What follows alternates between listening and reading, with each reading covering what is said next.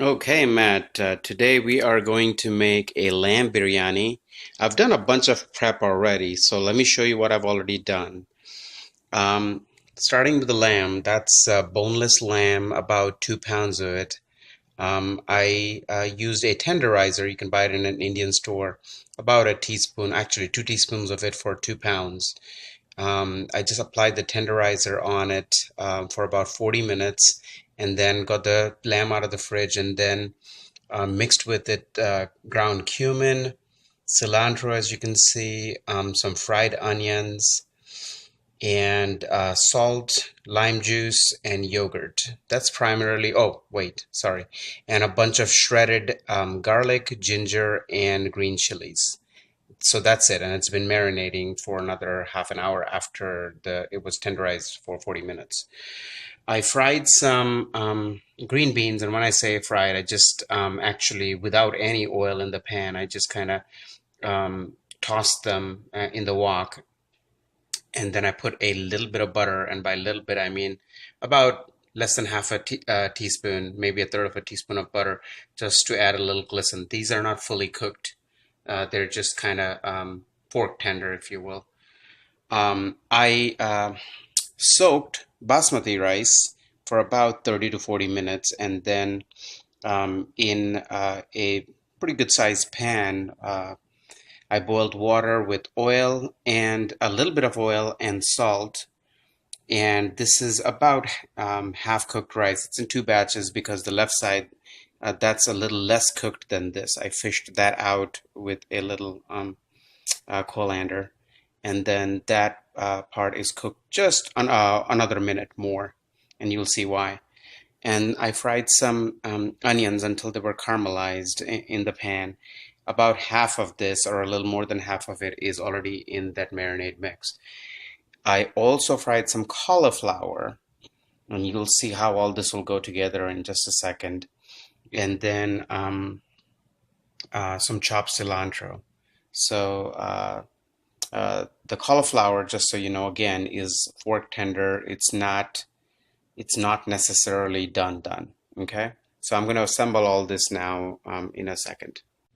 Okay, so the next step is I have a heavy bottom pan, and you can see what I mean by a heavy bottom.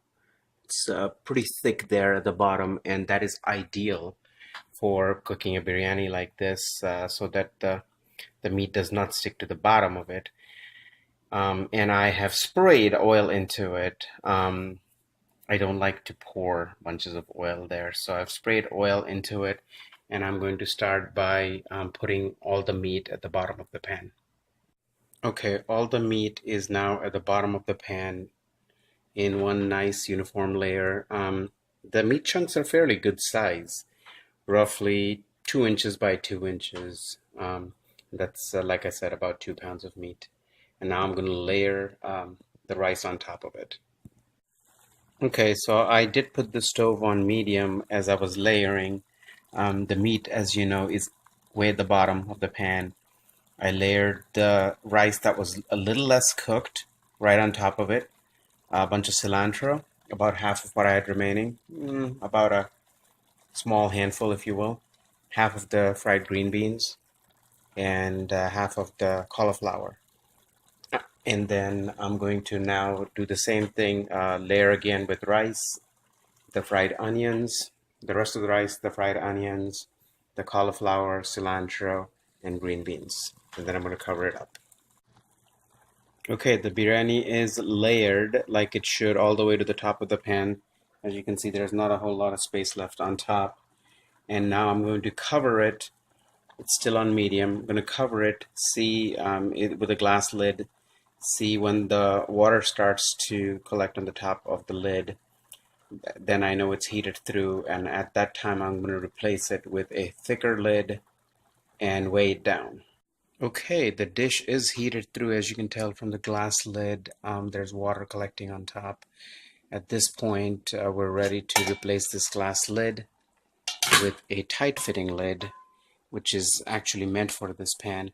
And oh, by the way, it's already beginning to smell heavenly. And you cover this up.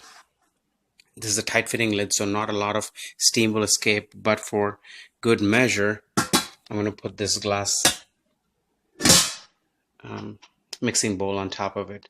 So, and then at this point, you turn the heat down to low and put about 30 minutes on the timer, maybe 40 minutes, and the dish is done.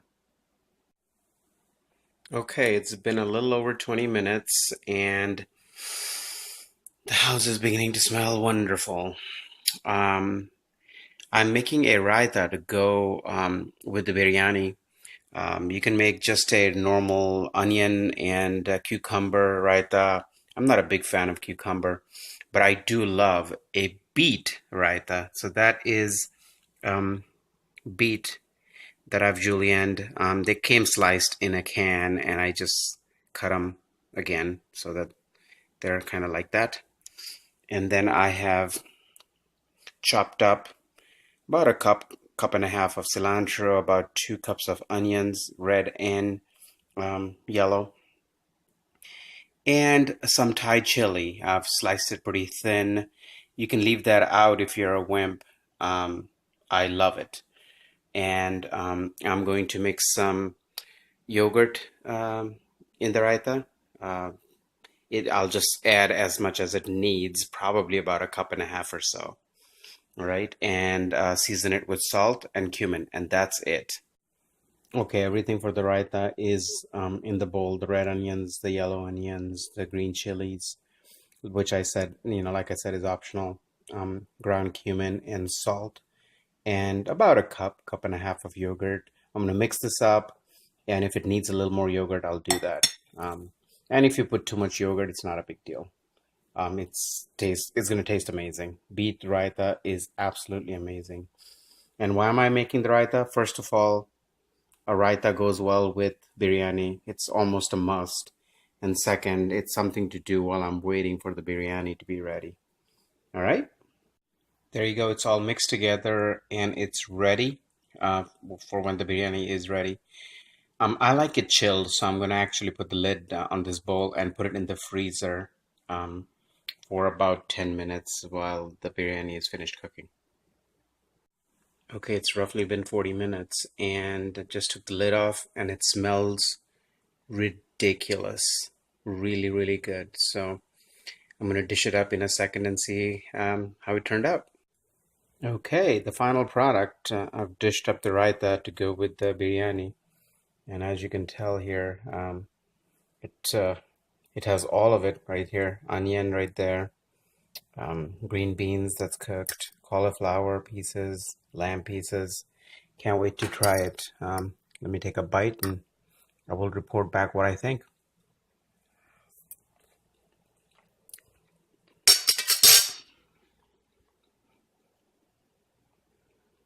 Matt, you need to be making this, man. I know it requires a lot of patience, but the end product is just absolutely amazing. So there you go, lamb biryani with beet raita.